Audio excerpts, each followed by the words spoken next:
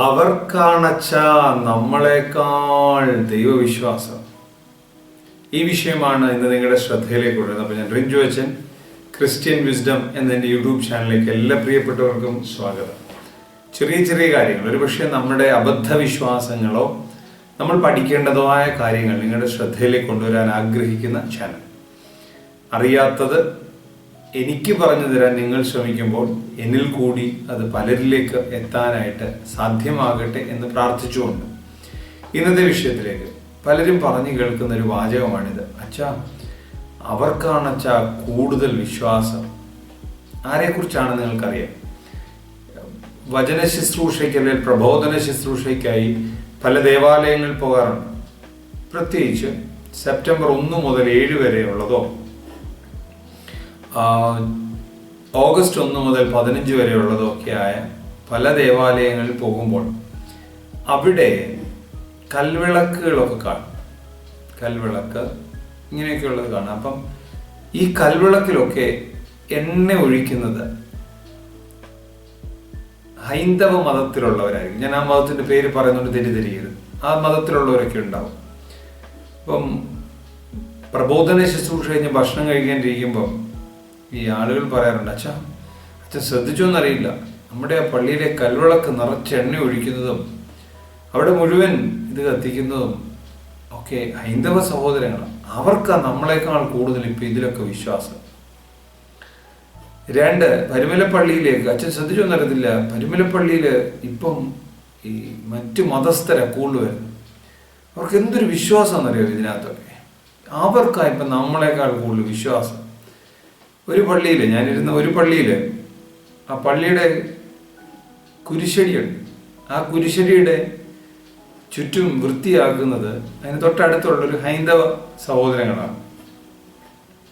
അപ്പം എൻ്റെ പള്ളിക്കാരെന്നോട് പറഞ്ഞാൽ നമ്മൾ ചെയ്യേണ്ടത് അവരാ ചെയ്യുന്നേ, അവർക്ക് ഭയങ്കര വിശ്വാസമാച്ചാ, നമ്മളെക്കാളുള്ള വിശ്വാസം അവർക്കാണ്. അപ്പം എനിക്ക് ഭയങ്കര രസം തോന്നിയൊരു വിഷയമായത്. ഒരാൾക്ക് വിശ്വാസം ഉണ്ടെങ്കിൽ അവർ ആദ്യം ചെയ്യേണ്ടത് ആ വിശ്വാസത്തെ സ്വീകരിക്കുക ചെയ്യേണ്ടത്. എങ്ങനെ? ആ മതത്തിൽ ചേർന്നുകൊണ്ട്. അതല്ലാതെ ഞങ്ങളുടെ മതത്തിലുള്ളതും ഈ മതത്തിലുള്ളതുമായ ചില കാര്യങ്ങളെ ഒരുമിച്ച് നോക്കിക്കൊണ്ട് ഈ മതത്തിലും ഞങ്ങൾ വിശ്വസിക്കുന്നു, ആ മതത്തിലും ഞങ്ങൾ വിശ്വസിക്കുന്നു, നിയമപരമായി ഞങ്ങൾ ആ മതത്തിലെ അംഗങ്ങളാണ്, ഈ മതത്തിലെ അംഗങ്ങളുമായി ഞങ്ങൾക്കൊരു ബന്ധം ആവശ്യമാണ്, ഇങ്ങനെയൊക്കെയുള്ള ബോധ്യതലത്തിൽ നിന്നുകൊണ്ട് അവർ ചെയ്യുന്ന കാര്യങ്ങളെ വിശ്വാസമെന്ന് വിളിക്കാൻ എനിക്ക് കഴിയില്ല. ഞാൻ പറയാൻ കാരണം, അടൂരെ ഒരു പ്രശസ്തമായ പള്ളിയിൽ ഞാൻ ശുശ്രൂഷ അനുഷ്ഠിച്ചിട്ടുണ്ട് 3 വർഷം സഹവികാരിയായി. അങ്ങനെ സഹവികാരിയായിട്ട് ശുശ്രൂഷ അനുഷ്ഠിച്ച സമയത്ത് ഇലക്ഷൻ വരാറുണ്ട്. ഇലക്ഷൻ വരുമ്പം എല്ലാ സ്ഥാനാർത്ഥികൾക്കും കണ്ണങ്കോട്ട് പള്ളിയോട് ഭയങ്കര ഭക്തിയാണ്. പെരുന്നാളിനായിരുന്നാലും റാസയ്ക്കായിരുന്നാലും പള്ളിയിൽ വന്ന് മിക്ക ദിവസങ്ങളും ഭയങ്കര ഭക്തിയാണ്. ഞാനിത് കാണുമ്പം എൻ്റെ അടുത്ത് നിൽക്കുന്നവരോട് പറയാറുണ്ട്, ഇത്രയും ഭക്തനായ മനുഷ്യൻ എന്തിനാണ് മറ്റു മതത്തിൽ വിശ്വസിക്കുന്നത്? ഈ മതത്തിൽ അങ്ങ് വിശ്വസിച്ചുകൂടെ? അപ്പൊ ഇതൊരു ഭക്തിയല്ല, മറിച്ച് ഇതൊരു പ്രകടനമാണ്. ഒരു പരിധി വരെ. മറ്റൊരു പരിധിയിൽ വിശ്വാസം ഉണ്ടെങ്കിൽ ആ വിശ്വാസം രൂഢമൂലമാക്കി കൃത്യമാക്കി ഈ സഭയിലെ അംഗമാകാനാണ് അവർ ശ്രമിക്കേണ്ടത്. ഞാൻ പറഞ്ഞു വന്ന പ്രധാന വിഷയം ഇതല്ല, ഇതിനേക്കാൾ ഇത്തിലൂടെ വ്യത്യസ്തമാണ്. എന്താണ്? ഇപ്പം നമ്മുടെ കൂട്ടത്തിലെ കുറേ ആളുകൾക്ക് പ്രത്യേകതയുണ്ട്. ആ പ്രത്യേകത വേറൊന്നുമല്ല, അവരിപ്പോൾ കൂടുതൽ മറ്റു മതങ്ങളിലെ വിശ്വാസങ്ങൾ പഠിക്കാനും പഠിപ്പിക്കാനും ശ്രമിക്കും. ഞാൻ ഈ വിഷയം പറയുമ്പം ഈ അടുത്തിടയ്ക്ക് ഒരു വ്യക്തി യേശുക്രിസ്തുവിൻ്റെ വചനങ്ങളെ കുറിച്ചൊക്കെ അല്ലെങ്കിൽ യേശുക്രിസ്തുവിൻ്റെ കർത്തൃപ്രാർത്ഥനയെ കുറിച്ചൊക്കെ പറയുന്നത് കേട്ടു. അപ്പം എനിക്ക് അയച്ചു തരികയും ചെയ്തിട്ട് പറഞ്ഞു, വെച്ചാൽ എന്തൊരു വിശ്വാസമാണെന്ന് നോക്കി. അങ്ങനെയാണെങ്കിൽ ആ വ്യക്തി ഇങ്ങനെ ചേരാൻ പറയും. എനിക്കറിയാം വളരെ കൃത്യം, അതുകൊണ്ട് തന്നെ അങ്ങനെ പറഞ്ഞു. 2ാമത്തെ കാര്യം ഞാൻ പറയട്ടെ. നമ്മുടെ ചില ആളുകൾ ആരെന്നോ എന്തെന്നോ പറയാൻ ഞാൻ ആഗ്രഹിക്കുന്നില്ല, മറ്റു മതങ്ങളെക്കുറിച്ച് പഠിക്കുവാനും അവിടുത്തെ ശ്രേഷ്ഠമായ കാര്യങ്ങൾ അവിടെ ചെന്ന് പഠിപ്പിക്കുവാനും ഒക്കെ തുടങ്ങി.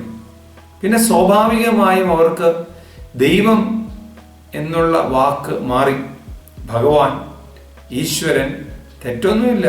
പക്ഷെ എന്നാലും അവിടുത്തെ ആളുകളെ പ്രീതിപ്പെടുത്താൻ വേണ്ടി ഈ വാക്കുകളൊക്കെ ഇപ്പോൾ കൂടുതലായിട്ട് അവിടെ ചെല്ലും ഉപയോഗിക്കും. ഒരിക്കലും യേശു എന്നും പറയില്ല. ഭഗവാൻ, ഈശ്വരൻ, സ്രഷ്ടാവ് എന്നുള്ള വാക്കൊന്നും വലിയ തെറ്റില്ലെന്ന് തോന്നുന്നു. ഇങ്ങനെയുള്ള പദങ്ങളൊക്കെ ഉപയോഗിക്കുകയും വളരെ കൃത്യമായ ഒരു അംഗീകാരം നേടിയെടുക്കാൻ ഒരു ശ്രമം നടത്തുന്നത്, അതൊക്കെ ക്രൈസ്തവ മതത്തിന് ചേർന്നതാണോ? ഞാനല്ലാതെ അന്യദൈവങ്ങൾ ഉണ്ടാകരുത്, അവരുടെ നാമങ്ങളെ എൻ്റെ നാവിന്മേലെടുക്കരുത് എന്നൊക്കെ പറഞ്ഞിട്ടും യാതൊരു മടിയില്ലാതെ ആ മതത്തിലെ വിശ്വാസമാണ് നിങ്ങൾക്ക് കൂടുതലെങ്കിൽ, അത് ഏത് സ്ഥാനീയരാകട്ടെ, മുകൾ തൊട്ട് അടി വരെയുള്ള ഏത് സ്ഥാനീയരാകട്ടെ, ആ മതത്തിലുള്ള വിശ്വാസങ്ങളാണ് നിങ്ങൾക്ക് കൂടുതലുള്ളതെങ്കിൽ യുക്തമായ രീതിയിൽ ആ മതത്തിലേക്ക് ചേർന്നുകൊണ്ട് അവിടെ നിന്ന് ആരാധിക്കണം, അവിടുത്തെ ദൈവത്തെ ആരാധിക്കണം. ഒരു സംശയമില്ല.